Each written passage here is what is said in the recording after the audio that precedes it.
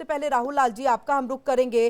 क्या महज यहाँ पर की गिरफ्तारी हो चुकी है, अब तो पीठ थपथपा देनी चाहिए, क्योंकि अब तो आगे जो होगा वो होगा और लड़कियों की अपनी सुरक्षा खुद करनी है। हम तो सिर्फ गिरफ्तारी कर सकते हैं, वो भी इस तरह से कुकर्म करने के बाद आरोपियों की। क्या पीठ थपथपाना ही अभी सबसे बड़ी एक तरह से देखें तो उपलब्धि है? किरण जी, देखिए, ये बात मैं मानता हूं कि मेडिकल कॉलेज के प्रांगण में जिस तरह से घटना घटी है, ये एक अत्यंत दुर्भाग्यपूर्ण घटनाक्रम है और घटना घटनी ही नहीं चाहिए थी। पुलिस का, लॉ एंड ऑर्डर का ये एक इकबाल होना चाहिए कि लोगों में पहले से ही डर की स्थिति होनी चाहिए, लोगों को डर लगना चाहिए। तो ये इस मोर्चे पे जरूर कमी हुई है, लेकिन दो एक्शन होते हैं राज्य सरकार के। जैसा मैंने पहले कहा कि आपके पुलिस का, आपके लॉ एंड ऑर्डर का पहले से ही काफी ज्यादा डर हो। दूसरी चीज है कि जब घटना घटती है तो उसके बाद क्या स्थितियां होती हैं। हाँ, घटना घटने के बाद जिस तरह से गिरफ्तारी हुई है, वो अब देखिए, ये तो चीजें होंगी नहीं, हम लोग कोई जंगल राज में तो रह नहीं रहे हैं। तो गिरफ्तारी होगी, गिरफ्तारी के बाद इसको जो है कि फास्ट ट्रैक कोर्ट में मामले को चलाया जाना चाहिए और अपराधी को त्वरित तौर पे जो है उसको सजा मिलनी चाहिए। तो इसलिए तो क्या ये दोनों ही पश्चिम बंगाल में नहीं है सर?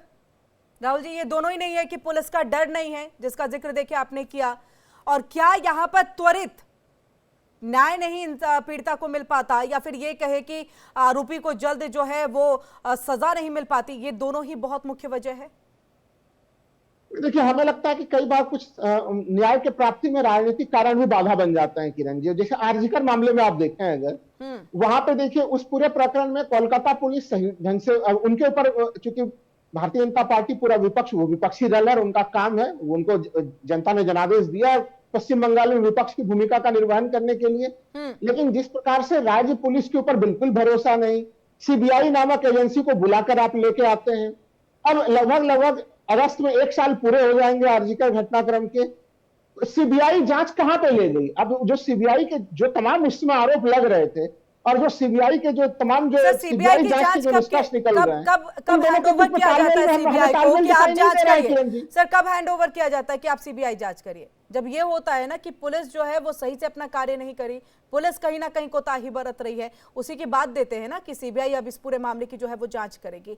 चलिए, हम आपके पास लौटेंगे, हमारे साथ बिल्कुल हम जवाब लेंगे सर इससे आपका, लेकिन वहीं हमारे साथ जो है राधिका जी भी जुड़ी हुई हैं लगातार। राधिका जी, सीबीआई पर सवाल किए जा रहे हैं आरजीकर को लेकर के कि देखिए, हमने पुलिस पे, ठीक है, उनकी कार्यप्रणाली पर सवाल उठे, लेकिन फिर सवाल तो सीबीआई पर भी उठ रहे हैं, जो राहुल जी कह रहे हैं। देखिए, सीबीआई की बात कब आती है? जब एक राज्य में ऐसे घटनाएं बार बार, ये ऐसा क्यों हो गया है कि बंगाल में लॉ एंड ऑर्डर मेंटेन करने का जो स्टेट गवर्नमेंट की जिम्मेदारी है, अगर कलकत्ता जैसे शहर में एक लॉ कॉलेज के अंदर ऐसी घटना हो रही है, तो ये दिखाता है कि ममता बनर्जी की सरकार पूरी तरह फेल हो चुकी है। सीबीआई तब आता है ना जब घटनाएं होती है। ये घटनाएं क्यों होती है, सवाल मेरा ये है। महिलाओं का जो सुरक्षा का ये जो हम सवाल कर रहे हैं, महिलाओं का के लिए जो माँ माटी मानुष का स्लोगन दिया गया था, जिसके आधार पे ममता जी अपना सियासत पे टिकी हैं, मैं तो कहूंगी इस माँ के आंखों में आंसू नहीं रहे, माटी सूख गया है और मानुष अमानुष बन के रह गया है। तो इसके लिए जब लॉ स्टूडेंट्स तक सेफ नहीं है, तो हम आम महिलाओं का क्या हाल होगा? और दूसरी बात है, जब महिलाओं पे कुछ होता है, ये टीएमसी गवर्नमेंट महिलाओं के किरदार पर हमेशा सवाल उठाते हैं। वो लूज कैरेक्टर होगी, वो क्यों बाहर गई थी, हाँ, जरूर कुछ हुआ होगा, जरूर उसने कुछ किया तो इस आदमी ने उसके ऊपर इस तरीके का ऐसा किया। तो अब पुलिस का जो राजनीतिक इस्तेमाल हो रहा है बंगाल में, क्यों बंगाल सुधरेगा नहीं, मैं आपको ये बताती हूँ और आशा करती हूँ कि पूरी देश ये बात को सुन रही है। क्योंकि वेस्ट बंगाल की पुलिस को तो पॉलिटिकल टूल बनाया गया है, वो तो एक खानदान को संभालने का एक सर्विस बन गया है। टीएमसी के नेताओं के अगेंस्ट आप एफआईआर लॉन्च करके देखिए, टीएमसी के नेताओं के अगेंस्ट एफआईआर लॉन्च करने में देर होती है। एफआईआर ही वो दर्ज नहीं करते, एफआईआर ही दर्ज नहीं करते। राइट। और हाँ, और आ रही हूँ राहुल लॉन्च जी, करने में लेकिन देर लेकिन होती है, राधिका लेकिन जी, ऑपोजिशन मैं या एक प्रोटेस्ट सवाल और करने खड़ा वालों, करूंगी, मैं एक एक सवाल, खत्म कर दूं, एक जी खत्म कर दीजिए, जी पर लेकिन ऑपोजिशन या प्रोटेस्ट करने वालों पर तुरंत एक्शन होता है, ऐसे कैसे? वहां पे वो पहुंच जाते हैं। मुर्शिदाबाद में जब एक हिंदू बाप और बेटे को खींच के मारा, तब पुलिस पहुंचा नहीं। जब यहाँ पे ऐसा एक घटना हुई, तब पुलिस कहाँ रहता है? ये घटनाओं का सिलसिला ये पहली बार नहीं है जी। संदेश खाली, हर्ष खाली, बीरभूम जैसे केसेस में भी जस्टिस अब तक पेंडिंग है। रेप और वायलेंस के केसेस में अगर मामला दबा दिया जाता है या विक्टिम को ये धमकाया दिया जाता है। यही तो है बंगाल की अमर कहानी। पूरे ठीक है, हम देश इस को अमर कहानी पर आगे भी एकजुट बात होके, करेंगे मैम, लेकिन देखिए बहुत जी सेंसिटिव मैटर है, हम बाकी चीजों पे जी भी जाएंगे, मुर्शिदाबाद पुलिस की कार्यप्रणाली, इन सब पे हम बात जी करेंगे। लेकिन एक, क्योंकि जी देखिए न केवल ये से पश्चिम बंगाल, हम ऑल ओवर इंडिया में अगर देखें तो केसेस बढ़ रहे हैं, और मुझे तो ऐसा लग जी रहा है कि आज भी हम ना उसी दशक में जी रहे हैं, उसी वक्त में जब ये केसेस बहुत थे और शुरुआती दौर था, हम इसे कंट्रोल नहीं कर पा रहे। अब नहीं कंट्रोल बिल्कुल करने के पीछे क्या कानून का इंप्लीमेंटेशन ये सबसे बड़ी वजह है कि हम सजा, जिसकी बात देखिए राहुल जी भी कह रहे थे और मैं एग्री करूंगी इस बात को लेकर के, चाहे पश्चिम बंगाल की पुलिस की तरफ से सजा जो है वो त्वरित तौर पे नहीं दी जाती है या उस तरह के सबूतों को नहीं जुटाया जाता है, वहां पर कमियां रह जाती है, बचाने की कोशिश होती है, तमाम चीजें सही हैं, लेकिन इन सब में क्या तुरंत प्रभाव से यहां पर सजा मिलनी चाहिए, और यही एक सबसे ज्यादा और सबसे बड़ा उपाय है, एक यही ऑप्शन है कि आप रेप जैसी इस घटना को जो है कम कर पाएंगे या फिर खत्म कर पाएंगे। बिल्कुल।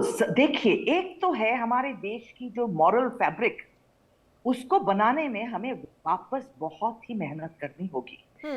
एक बच्चे को, एक लड़के को, जब वो अपने टीनेज ईयर्स में है, जब उसके शरीर में सेक्सुअल चेंजेस हो रहा है, तब हर स्कूल में, हर समाज में, माँ बाप सबका एक किरदार है कि हम उसे बताएं कि तुम एक औरत को पहले तो माँ के रूप में देखो, क्योंकि हम कोख लेके पैदा होते हैं। तो हमारा जो मेन किरदार है इस ब्रह्मांड में मनुष्य का जो रहना है, मैं कानून की बात कर रही हूँ राधिका अब मैम, कानून मैं कानून की इसके बात, दो हाँ। पहलू है, इसके दो पहलू है ना।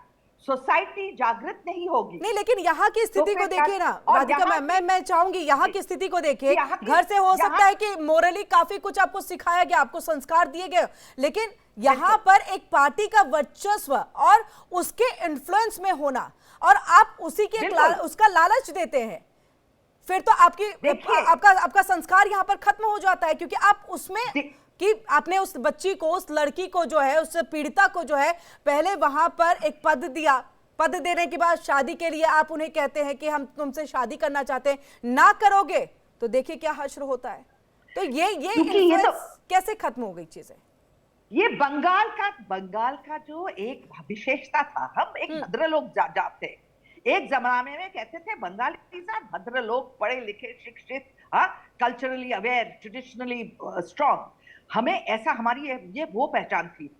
पॉलिटिक्स ने, ये आज की बात नहीं है, 34 साल जो सीपीआईएम था, ये गुंडा राज जब पॉलिटिक्स में, गुंडा राज जब से पॉलिटिक्स में आ गई है, जब से पॉलिटिकल लोग, काडर के लोग, पुराने जमाने में काडर के लोग ये करते थे, आज ममता बनर्जी के पालतू सारे ऐसे गुंडे, जो है पार्टी में, जो जहां पे बंगाल में कुछ हुआ उसके साथ आपको टीएमसी का एक कनेक्शन मिलता है। इसलिए जब तक आप टीएमसी गवर्नमेंट को हटाएंगे नहीं, तब तक बंगाल। ठीक है मैम, हम आपके पास लौटेंगे। राहुल जी कुछ कहना चाह रहे, सर आप अपनी बात को रखिएगा, लेकिन दो और खास मेहमान हमारे साथ जुड़ चुके हैं। शेखर कुमार जी हमारे साथ जुड़ चुके हैं, राजनीतिक विश्लेषक, और वहीं हमारे साथ रमनीश वस्त जी जुड़ चुके हैं, राजनीतिक विश्लेषक है। सर आप दोनों का भी बहुत बहुत स्वागत है। बहुत सेंसिटिव मुद्दा है, इसलिए मुझे लग रहा है कि आज एक पूरी सेंसिटिविटी के साथ जो है ये चर्चा होनी चाहिए, जरूरी भी है। ऐसे में राहुल जी आप क्या कहना चाह रहे थे, अपनी बात को रखिएगा। सर राधिका जी देखिए, मैं पूरे गंभीरता के साथ मैंने प्रथम चरण में भी बातें रखी, लेकिन किरण जी, राधिका जी की कई बातें जो है वो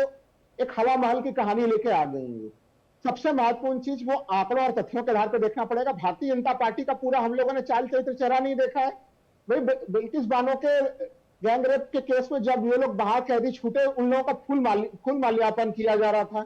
बीएचयू में, बनारस के बीएचयू परिसर के भीतर भी देखा कि किस तरह से Bharatiya Janata party IT cell के लोग गैंग रेप के केस के में शामिल थे वहां पे उस प्रकरण में, और वो लोग कितने दिन जेल में रहे उत्तर प्रदेश में, फिर किस तरह से बाहर आ गए। देखिए, पश्चिम बंगाल में जो ये घटना घटी है किरण जी, उसका मैं कहीं से समर्थन नहीं कर रहा, मैंने प्रथम चरण में भी बोला। लेकिन अगर भारतीय जनता पार्टी जिस तरह से सवाल पूछ रही है और वो आरोप तमाम चुन के पश्चिम बंगाल में कोलकाता के ऊपर लगा रही है, तो मैं अभी भी उनको कहूंगा कि भद्रलोक की पूरी कहानी अभी भी जीवित है।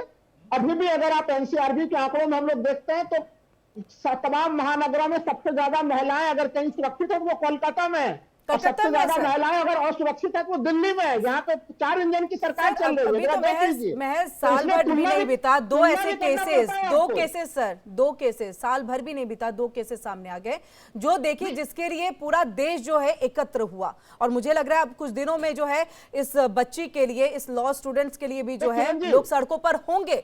लोग कहेंगे कि किस तरह से आप एक पार्टी के इन्फ्लुएंस में आकर के इस तरह से रेप की कुकृत्य को, मैं तो घटना नहीं कुकृत्य को कहूंगी कि अंजाम दिया जाता है। लौटूंगी आपके पास, शेखर जी और रमनीश जी भी जुड़े हुए हैं। रमनीश जी, ये तीनों की गिरफ्तारी, ममता सरकार पीठ थपथपा रही है, हमने तो आरोपियों को गिरफ्तार कर लिया है, लेकिन हम इससे पहले आरजी कर का भी देख रहे तो अभी भी बिल्कुल आजीवन कारावास की सजा दे दी गई है। क्यों यहाँ पर मृत्युदंड से बचा जाता है, क्यों नहीं दिया जाता? क्योंकि मुझे लग रहा है कि ये रेयर ऑफ द रेयरेस्ट में ही सारे रेप केसेस आने चाहिए। बिल्कुल सही, बिल्कुल सही किरण जी, बिल्कुल आपका कही है। मुझे लगता है कि किरण जी आपने जो भी बातें रखी है, मुझे लगता है कटु सत्य है लेकिन सर्वथा सत्य है, इसको माना जा सकता है। देखिए कि इसमें मृत्युदंड से बड़ा कुछ हो ही नहीं सकता। और मुझे लगता है कि महिला मुख्यमंत्री के राज में महिलाएं सबसे ज्यादा असुरक्षित पा रही हैं। ममता दीदी, आपने महिला सशक्तिकरण की नहीं, महिला शोषण की जमीन तैयार कर दी है। और टीएमसी शासन में जिस तरह से अपराधियों को राजनीतिक संरक्षण मिलता है और जिस तरह से बलात्कारियों को संरक्षण इसके पहले भी मिला था, आप 2-3 गिरफ्तारियां हो जाती, ये नाकाफी इसको माना जाएगा। क्योंकि आपको इस तरह की व्यवस्था वहां पे कानून व्यवस्था इतनी ज्यादा सुदृढ़ करनी पड़ेगी कि आप किसी को कम से कम इतना तो उनके अंदर इतना ज्यादा भय होना चाहिए कि कोई बलात्कार जैसी घटना को सोचे भी तो वो रूह कांप जानी चाहिए। ऐसे आपको कड़े कानून बनाने चाहिए। और मुझे लगता है कि आरजीकर कॉलेज की घटना जो एक महिला डॉक्टर के साथ जो हुआ किरण जी, और हालिया बलात्कार, न्याय की जगह सिर्फ लिपापोती होती है।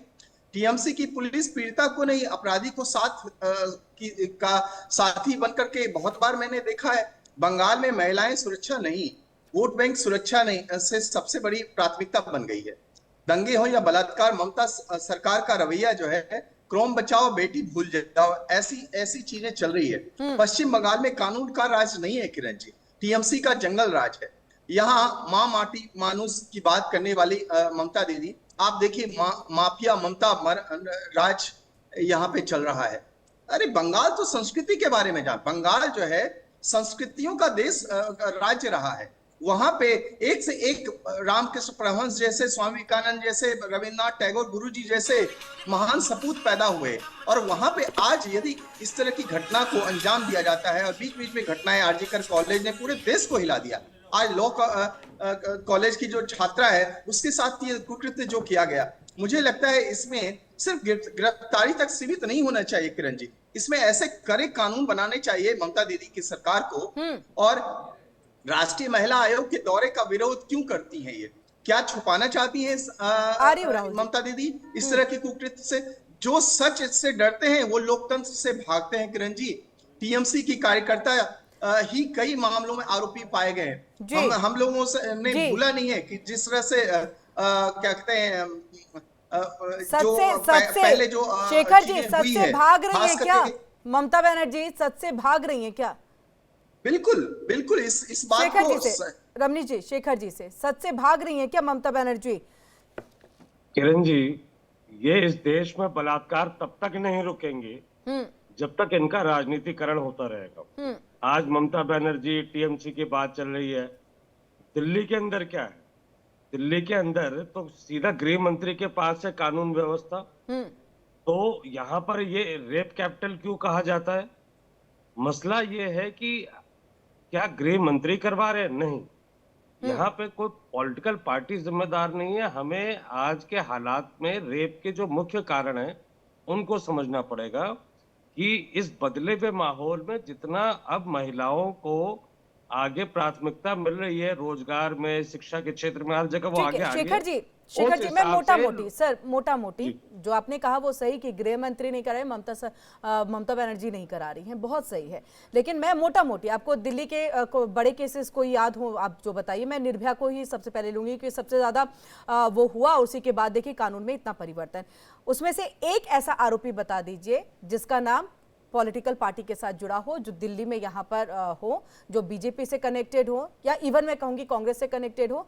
वो आम लोग थे, आम बस के चालक थे, उनमें एक ड्राइवर था, उनमें से एक आपका जो था क्या कहते हैं कंडक्टर था, एक वहां पर हेल्पर के तौर पर था, बाकी वहां पर जो उनके दोस्त होंगे, लेकिन इनका कनेक्शन किसी पॉलिटिकल पार्टी के साथ नहीं था।